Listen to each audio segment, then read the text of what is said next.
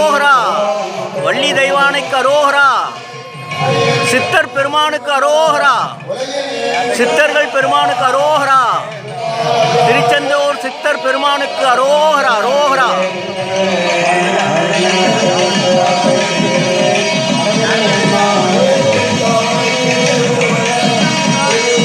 திருச்செந்தூர் முருகப்பெருமான் குடமுழுக்கு அலங்காரம்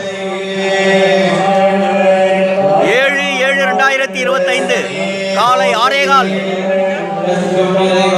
மணிக்கு மேல் 6:50 மணிக்குள்ளாக திங்கட்கிழமை